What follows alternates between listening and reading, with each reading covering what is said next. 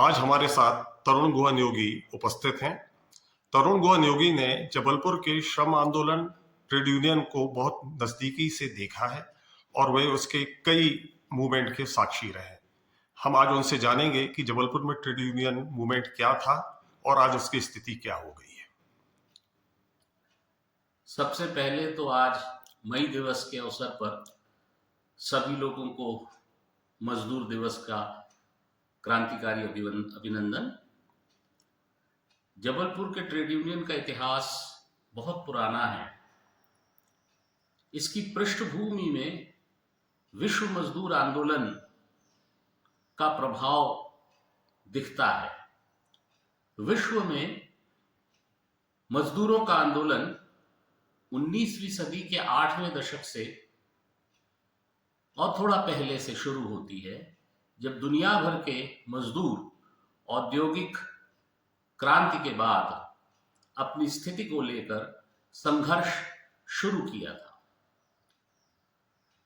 उसी दौरान जब मजदूर इकट्ठा हो रहे थे तो हिंदुस्तान में पहला बहुत कामयाब हड़ताल रेल मजदूरों का था, जो लगभग 1884 में हावड़ा में हुआ था, जिसमें 2000 मजदूरों ने हड़ताल की थी 8 घंटे समय की मांग को लेकर, जो बाद में शिकागो में 1886 के मई दिवस के अवसर पर 1 मई को एक जबरदस्त आंदोलन के रूप में उभरा और पूरे विश्व में चर्चित हुआ।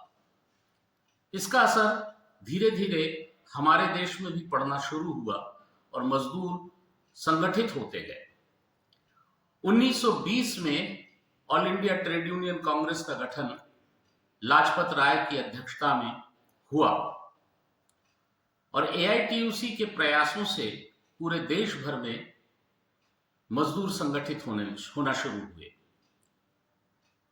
जैसा कि मैंने अपने बुजुर्गों से सुना है, जो जबलपुर के थे, कि जब यहां त्रिपुरी कांग्रेस हुआ तो तब एक साथी कुलकर्णी जी यहां आए थे, जिन्होंने कई युवाओं को जबलपुर शहर के समाजवादी आंदोलन की तरफ, समाजवादी संगठन की तरफ जोड़ा।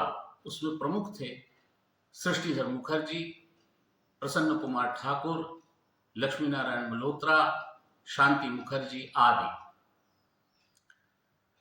40 के दशक में जबलपुर में एक बहुत बड़ा आंदोलन सफाई कामगारों का हुआ, जिसका नेतृत्व सृष्टिधर मुखर्जी कर रहे थे और अन्य साथी उसमें शामिल थे। ये सभी गिरफ्तार हो गए थे और उस समय फैक्ट्री में भी, उस समय गन कैरेज फैक्ट्री थी जीसीएफ के जो कुछ साथी थे वो कामगारों के समर्थन में पर्चे लगाने आ जाते थे फुहारा पे। तो वाजपेयी जी, जो कॉमरेड महेंद्र वाजपेयी हैं, वो उस जमाने में अपनी बहन से मिलने यहाँ आए हुए थे और वो जब पर्चे लगा रहे थे तो उन्होंने देखा कि पुलिस तंग कर रही है उन मजदूर नेताओं को। तो वाजपेयी जी ने उनको बोला कि आप लोग जाइए, मैं इसको संभालता हूं। तो वाजपेयी जी गिरफ्तार हो गए और फिर धीरे धीरे उन्होंने इसी शहर को अपना कार्यक्षेत्र बना लिया। यहां उन्होंने जो आयुध निर्माणी फैक्ट्रियां थी, वहां पर उन्होंने यूनियन बनाना शुरू किया। सबसे पहला कामयाब और बहुत बड़ा आंदोलन जो हुआ वो था खमरिया फैक्ट्री में। खमरिया में मजदूरों को फैक्ट्री के अंदर ही बंद कर दिया गया था। तो उस जमाने के मजदूर जो गमछा लगाते थे, उन्होंने लाल गमछे को ही अपना झंडा बनाकर फहरा दिया। और जब आंदोलन के दौरान काफी लोग बर्खास्त किए गए, काफी लोग विक्टिमाइज्ड हुए, काफी लोगों ने नौकरी लोगों की चली गई, फिर भी यह आंदोलन रहा और बहुत कामयाब हुआ। धीरे धीरे यहां पर सारे डिफेंस फैक्ट्रीज में आयुध निर्माणियां जितनी थी, वहां पर यूनियन बनी और वो all India defence employees federation के झंडा तले एकत्रित हुए। इसके अलावा सफाई कामगारों में भी काम था। बीड़ी मजदूरों में अशरफी, कॉमरेड अशरफी, गैसुद्दीन कशफी, रहीम शाह इत्यादि लोग बीड़ी मजदूरों में और हथकरघा के जो मजदूर थे उनके बीच काम करते थे। जिलेटिन फैक्ट्री में बहुत बड़ा यूनियन था। महेंद्र वाजपेयी अकेले 48 यूनियन के अध्यक्ष हुआ करते थे। फैक्ट्रियों में बड़ी संख्या में लोग थे। बीएसएनएल भी का भी यहां पर बहुत बड़ा केंद्र था, जहां बीएसएनएल के बहुत मजदूर थे और वो सभी लोग इसी नेतृत्व के साथ काम करते थे। इसके अलावा डाक विभाग में पोस्टमैन से लेकर के बड़े कर्मचारी तक आंदोलन में शामिल होते थे और उसके संगठन थे। एक बहुत बड़ा उदाहरण है कि किस तरह से हड़ताल होता है और जबलपुर के जो बुद्धिजीवी थे उसमें शामिल होते हैं। वो खमरिया और पोस्टमैन की हड़ताल उसका एक उदाहरण है। खमरिया में जब आंदोलन हुआ तो ऊपर से ये निर्देश आया कि इस आंदोलन में का समर्थन न किया जाए, तो जो अध्यक्ष वगैरह थे उन सब लोगों ने मना कर दिया कि हम इसका नेतृत्व नहीं करेंगे। उस समय परसाई जी आगे आए और परसाई जी ने वो काम किया जो उनके अध्यक्ष और पदाधिकारियों को करना था।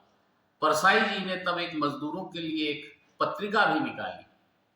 ये दुर्भाग्य है कि अब पत्रिका के अंक प्राप्त नहीं होते हैं, लेकिन परसाई जी ने एक लंबे समय तक इन मजदूरों के साथ काम किया। मजदूरों के नेतृत्व में जहां जहां कार्यक्रम होते थे वहां वो जाते थे, उनको भाषण देते थे, उनका मार्गदर्शन करते थे। प्रसन्न कुमार ठाकुर यहाँ पर जो पावर मैनेजमेंट के लिए जो सेक्टर था उस सेक्टर में काम करते थे और वहां की यूनियन उन्होंने बनाई थी। फिर बाद में वो खनन श्रमिकों पर काम करने लगे और WFTU के एक बहुत महत्वपूर्ण, world federation of trade union के एक बहुत महत्वपूर्ण साथी के रूप में भारत का प्रतिनिधित्व करते रहे। प्रसन्न कुमार ठाकुर का बहुत बड़ा योगदान इसमें रहा। यहां उल्लेख करना जरूरी है कि जब पोस्टमैन की हड़ताल हुई तो 300 पोस्टमैन हड़ताल पर चले गए, तो उस समय उन पर निषेधात्मक कार्यवाही होनी थी। तो डॉक्टर डिसल्वा ने सबको सिक सर्टिफिकेट दे दिया था एक साथ, जिस पर उनसे पूछा गया तो उन्होंने कहा कि मैंने तो दिया है, मुझे लगा कि सब बीमार थे इसलिए सबको दे दिया मैंने। आपका काम है कि आप प्रमाणित करें कि ये सिक नहीं थे उन दिनों में। तो ये डॉक्टर डिसल्वा का एक बहुत बड़ी भूमिका थी। बाद में 80 के दशक में यहां पर रिक्शे वालों की यूनियन बनी, मेडिकल रिप्रेजेंटेटिव्स की यूनियन बनी और ये बड़े संघर्षशील और तेज तर्रार यूनियनों में से जानी जाती थी। उस समय मई दिवस के जुलूस में हजारों की संख्या में लोग विभिन्न इलाकों से आते थे, जुलूस की शक्ल में नारेबाजी करते हुए। उस समय 506 आर्मी वर्कशॉप में अशोक विश्वकर्मा थे जो बहुत सुंदर नारे लिखा करते थे, कविताएं भी लिखी उन्होंने। तो उनका दिया हुआ एक नारा मई दिवस का, बोल रहा है शहर शिकागो, पूंजीवाद पर गोली दागो, पूरे देश में गूंजता है, आज भी गूंजता है। ऐसे साथी रहे हैं पनिक्कर, कॉमरेड पनिक्कर रहे हैं। यहां यह भी उल्लेख करना जरूरी है कि जो कॉफी बोर्ड था 1952-53 के आसपास, कॉफी बोर्ड में यह तय हो गया कि ये लाभकारी संस्था नहीं है और इसको बंद कर दिया जाए। तो नेहरू जी ने उन सब से कहा कि आप लोग सहकारिता समिति बना लीजिए। तो AK गोपालन जो उस समय नेता प्रतिपक्ष थे, उन्होंने ऐसी सहकारिता समितियां पूरे देश भर में बनाने का बीड़ा उठाया और 13 सहकारी समितियां बनी, जिसमें आज भी जबलपुर में बनी सहकारिता समिति, जो इंडियन कॉफी वर्कर्स सोसाइटी के नाम से है, वह बहुत कामयाब हुई और आज पूरे देश में उनके लगभग 164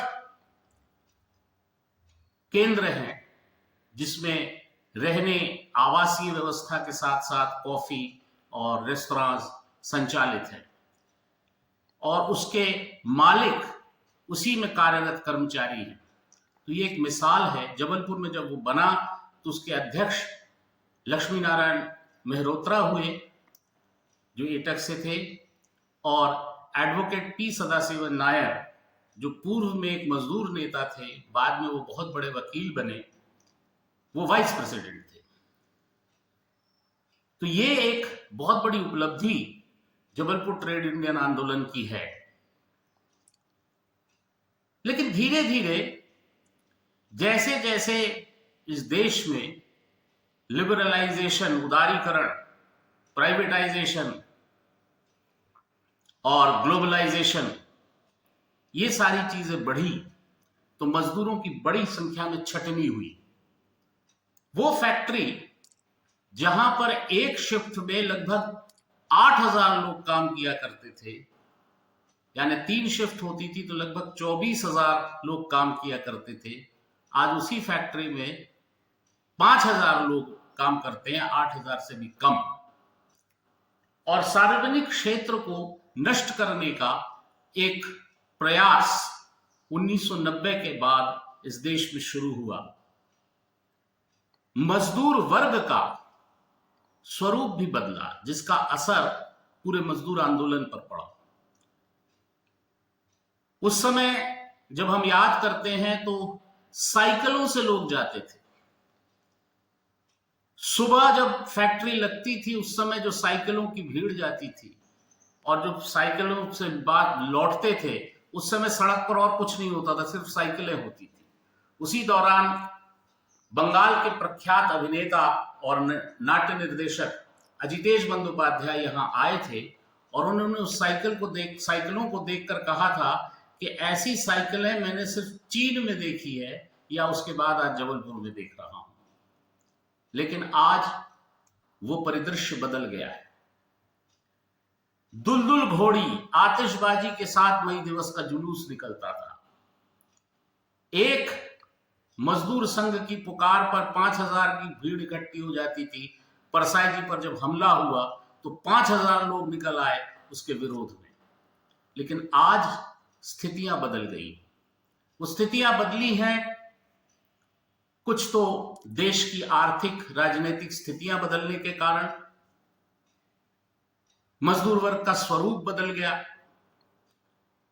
मजदूरों की सार्वजनिक क्षेत्र से छटनी हुई।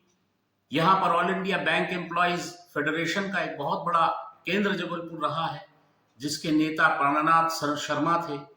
LIC यूनियन में पॉल थे, पाल दादा के नाम से मशहूर थे। यहां विद्युत मंडल जो था उस समय, मध्य प्रदेश विद्युत मंडल, उसमें चौकसे जी जो इमरजेंसी में भी 22 महीने जेल में रहे। तो ऐसे लोग थे संघर्षशील और उस पर काम करने वाले। खमरिया में BS ठाकुर, लुइस सिक्वेरा, पनिक्कर, ये सारे लीडरशिप में थे। आज भी वो सारे संगठन तो हैं, लेकिन वो मजदूर जो उसमें रहते थे वो उनकी संख्या कम हुई है। तो आज जरूरत ये है कि विभिन्न सेक्टर्स में काम करने वाले मजदूरों को एकत्रित करना। कॉरपोरेट सेक्टर में काम करने वाला जो कंप्यूटर ऑपरेटर है, उससे लेकर के तमाम इस तरह के लोगों को जोड़ने की जरूरत है ट्रेड यूनियन मूवमेंट से।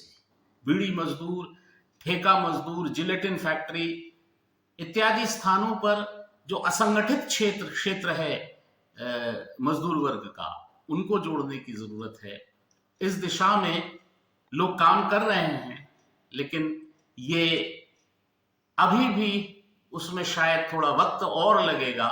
प्रयास और लगेंगे, कुछ नयापन लेकर के सब लोगों को इकट्ठा करके एक नया मोर्चा खोलने की जरूरत है, जिसमें संगठित मजदूर, असंगठित मजदूर, कृषक भाई, खेतीहर मजदूर, उन सबको लेकर के एक कामयाब संगठन बनाया जा सकता है। और उस ओर लोग कार्यरत हैं। धीरे धीरे, देर सबेर, कुछ वैचारिक आदर्श के साथ, कुछ व्यवहारिक कार्यवाहियों के साथ रणनीति बनाकर इस कार्य को सफल किया जा सकता है। और उम्मीद है कि आने वाले 1 दशक में ये स्थिति सामने आएगी, जब सारे लोग पुनः इकट्ठा होंगे। आज इस शहर को महेंद्र वाजपेयी जैसे विराट अध्येता की जरूरत है, सृष्टिधर मुखर्जी जैसे सक्रिय व्यक्ति की जरूरत है, पीके ठाकुर जैसे गंभीर चिंतक और दार्शनिक परिप्रेक्ष्य लेकर चलने वाले लोगों की जरूरत है। ये होंगे तो हम कामयाब भी होंगे।